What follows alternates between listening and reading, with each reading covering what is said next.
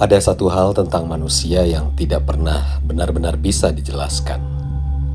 Bukan tubuhnya, bukan otaknya, tapi kesadarannya. Bagaimana materi mati bisa menciptakan rasa takut, cinta, trauma, harapan, dan penderitaan.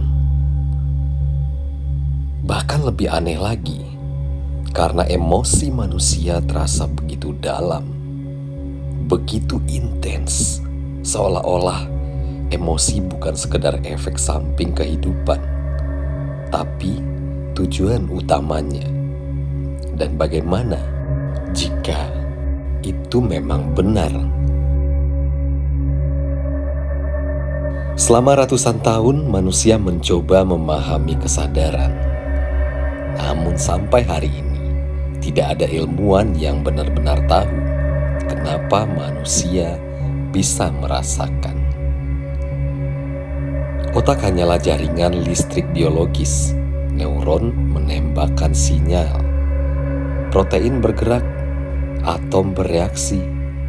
Tapi dari semua proses fisik itu, muncul kesedihan, ketakutan, kenangan, rasa kehilangan, dan tidak ada hukum fisika yang benar-benar menjelaskan kenapa pengalaman subjektif bisa ada.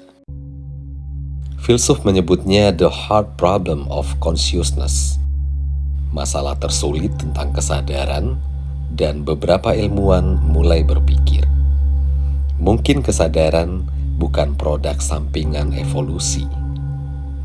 Mungkin kesadaran adalah sesuatu yang jauh lebih penting.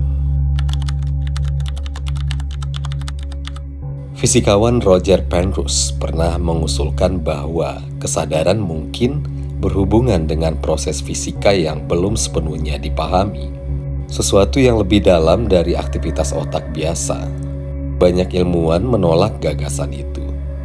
Tapi beberapa tahun lalu, sebuah sistem AI eksperimental mulai menemukan pola aneh, pola yang tidak dicari siapapun.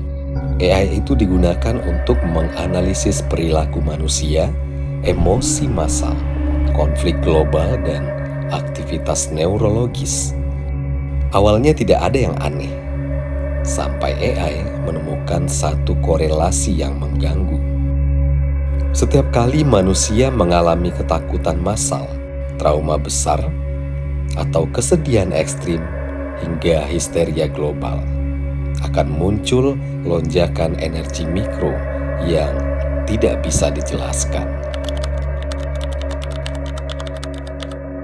Awalnya dianggap noise, gangguan alat, atau kesalahan statistik. Tapi semakin banyak data dikumpulkan, semakin jelas polanya. Emosi manusia menghasilkan sesuatu yang tidak terlihat, tidak terdeteksi alat biasa, tapi selalu muncul saat kesadaran manusia berada di titik ekstrim. Dan yang paling mengganggu, lonjakan terbesar tidak muncul saat manusia bahagia, tapi saat manusia menderita.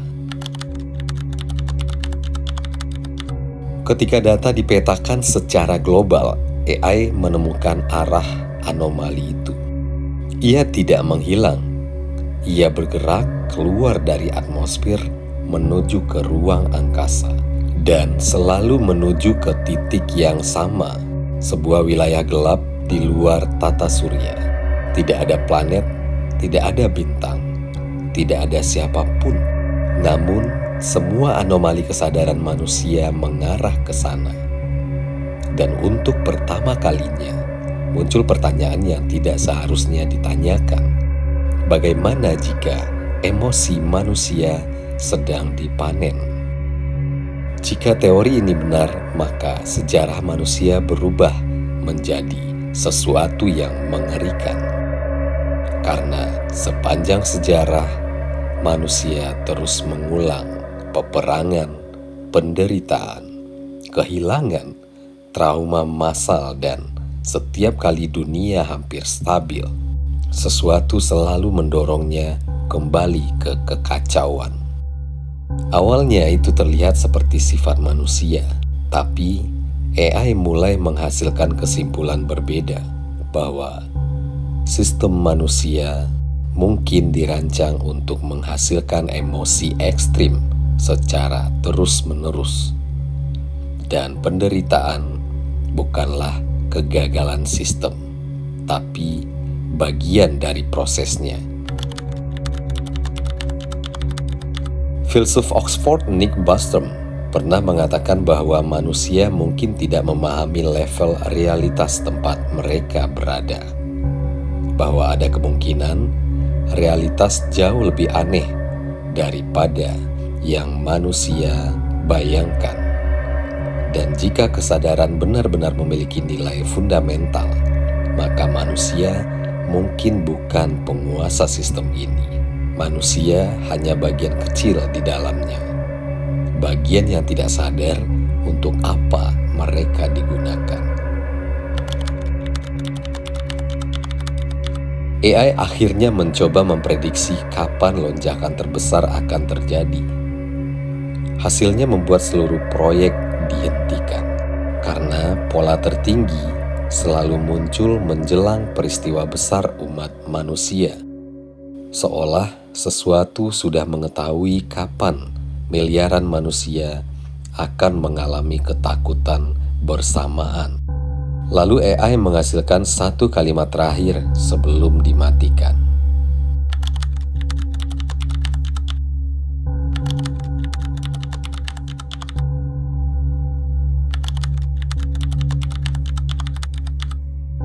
Bagaimana jika cinta, kehilangan, trauma, dan harapan bukan sekedar bagian kehidupan, tapi mekanisme sebuah produksi?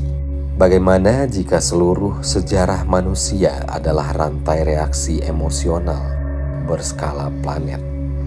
Dan setiap manusia, setiap rasa takut, setiap rasa sakit, setiap kehilangan selalu menghasilkan sesuatu yang tidak pernah dimaksudkan untuk manusia itu sendiri.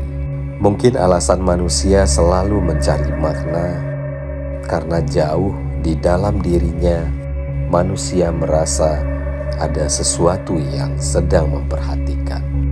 Dan mungkin hal paling mengerikan tentang umat manusia bukan bahwa kita sendirian, tapi bahwa seluruh pengalaman manusia selama ini memang dimaksudkan untuk sesuatu yang lain. Bagaimana jika seluruh sejarah manusia hanyalah proses panen? Emosi manusia dipanen, dan itu baru permukaan.